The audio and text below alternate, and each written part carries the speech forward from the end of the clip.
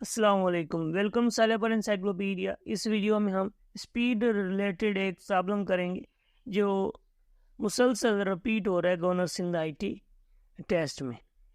ये प्रॉब्लम दूसरे टेस्ट में भी आ सकता है, इसलिए आप जो भी टेस्ट दे रहे हैं तो ये ख़ास है। इसलिए आपको वीडियो पूरी देखनी चाहिए ताकि ये आपको सही से समझ आ जाए।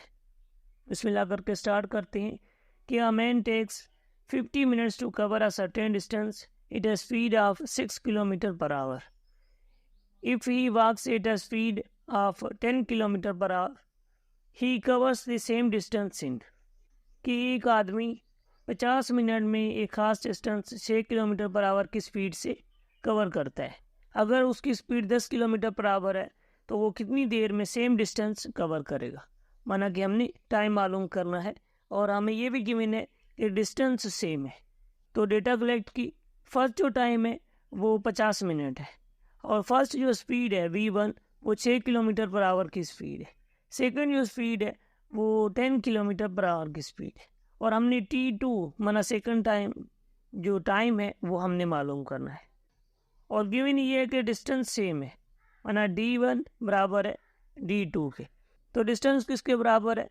Speed into time. तो d1 वो किसके बराबर है? v1 इंटू t1 और d2 किसके बराबर है? v2 into t2। अब दोनों बराबर हैं क्योंकि सेम डिस्टेंस है तो दोनों को इक्वलाइज किया।